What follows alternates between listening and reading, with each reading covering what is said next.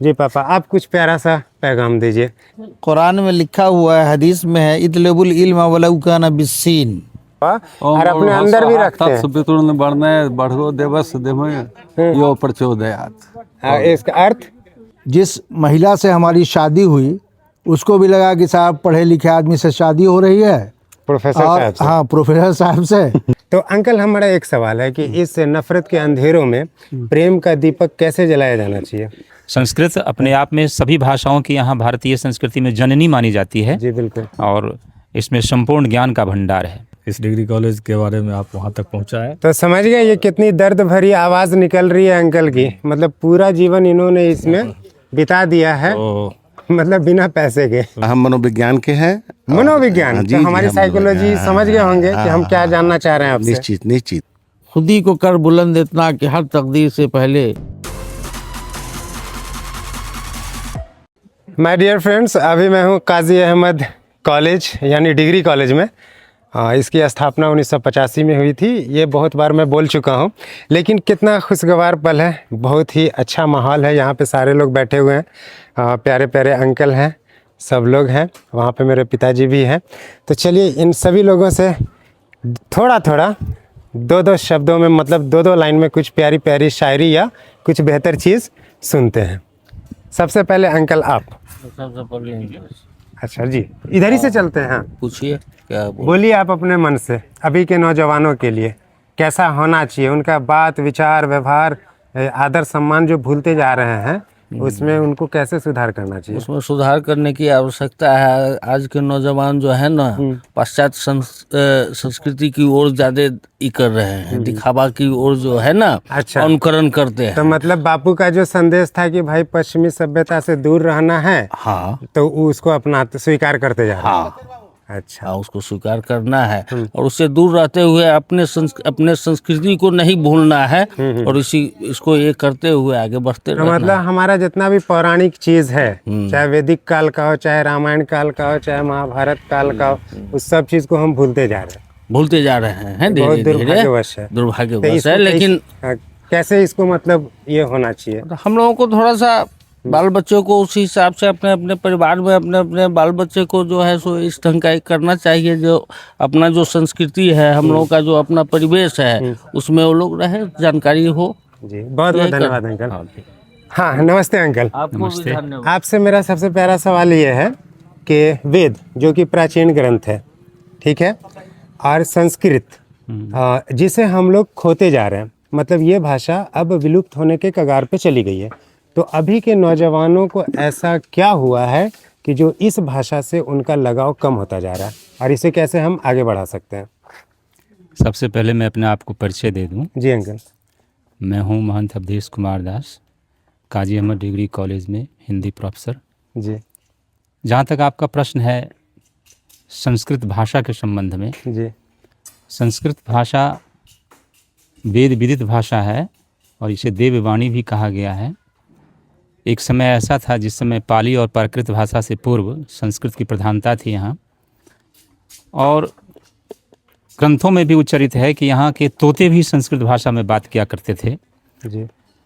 तो समय समय की बात है, सभ्यताओं का दौर आगे की ओर बढ़ता है, जब विकास का दौर आगे की ओर बढ़ता है तो बहुत कुछ विलुप्त होता चलता है। संस्कृत भाषा के संबंध में एक बहुत बड़ी भ्रांति यहाँ रही है, और कि उसमें क्लिष्टता है, थोड़ी सी व्याकरणिक क्लिष्टता अवश्य है, और लोक जीवन सहजता की ओर आगे से बढ़ता है। वह सहज होता है उसका जीवन, और लोक जीवन सहजता के साथ आगे बढ़ता है। इसलिए संस्कृत की क्लिष्टता ने उसे डुबो दिया, एक तरह से कह लीजिए, भाषाई स्तर पर। और आज संस्कृत भाषा को जितना सुलभ किया जाए, जितना सुकोमल किया जाए, उसकी व्याकरणिक क्लिष्टता यदि दूर होती चली जाए तो यह फिर से एक बार जो है सर्वमान्य भाषा। एक्चुअली मैं पढ़ रहा था संस्कृत के बारे में, ये बहुत ही स्ट्रक्चर्ड, लॉजिकल और एल्गोरिदमिक, यानी मतलब जो अभी साइंटिफिक चीज़ है, मतलब ठीक उस तरह की ये भाषा है।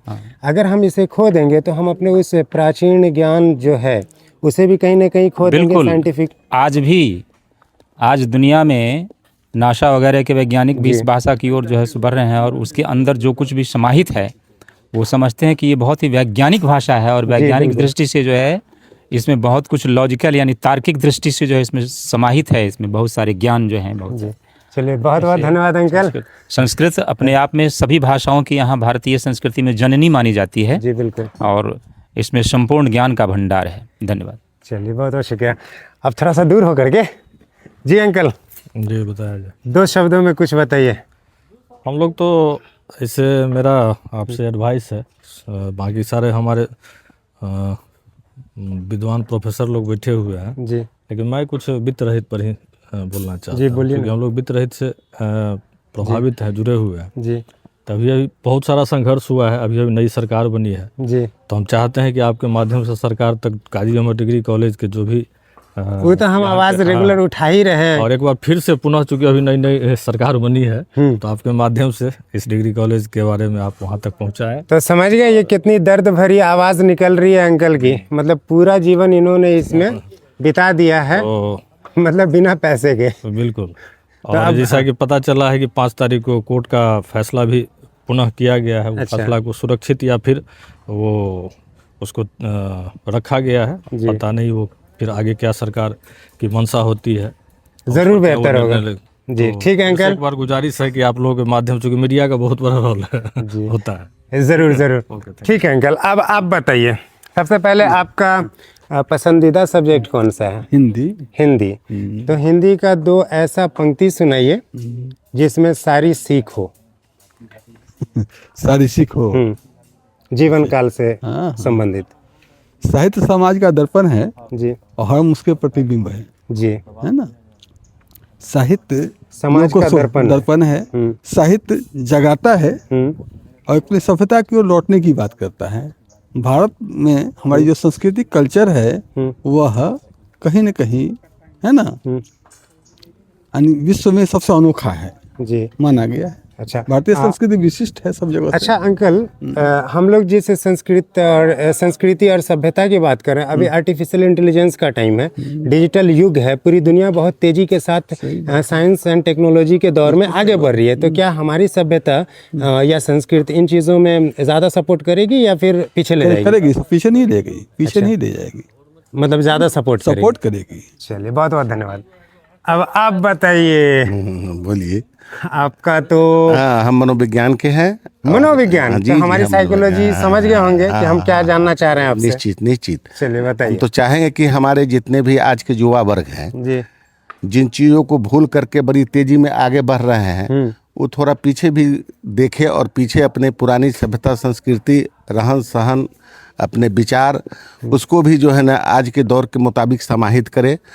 जबकि वह भूलते जा रहा है कि पिछले भी समय में हमारी मतलब कुछ इस विज्ञान सोच के थी। दौर में हम सम्मान हाँ, भूलते जा रहे हाँ, हैं। निश्चित निश्चित निश्चित। आज के युवा उस पर मतलब पीछे मुड़ के देखना भी नहीं चाह रहे हैं। ओह बहुत दुखद। जब हमारा सोशल स्ट्रक्चर ही डैमेज हो जाएगा तो जी। फिर हम आगे सरवाइव कैसे और करेंगे? यही कारण है कि आज जो सीनियर लोग हैं उनका सम्मान लोग भूलते जा रहे हैं। बिल्कुल।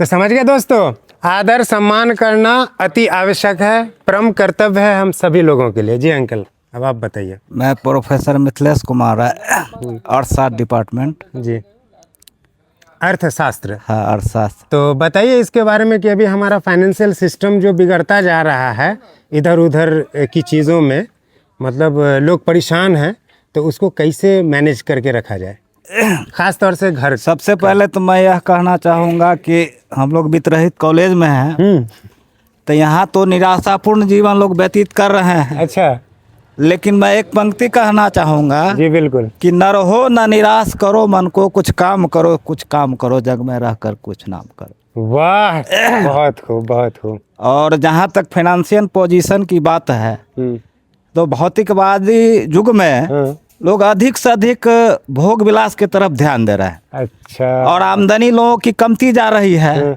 खास करके मध्यम वर्ग के लोग, उच्च वर्ग के लोग। ऐसा आपको क्या दिख रहा है कि जो कम होता जा रहा है? ऐसा मुझे तो लग रहा है कि सोर्स ऑफ अर्निंग जो है उसको हम लोग डेवलप नहीं कर पा रहे हैं कहीं ना कहीं। सोर्स ऑफ इनकम तो बढ़ रहा है, खास करके निम्न वर्ग के लोग जो है, मध्यम वर्ग के लोगों का कम, गृहस्थ लोगों का कम रहा है। अच्छा। निचले वर्ग लोगों का बढ़ रहा है। तो क्या हम प्रकृति से दूर हो रहे हैं इसीलिए ऐसा हो रहा है क्या?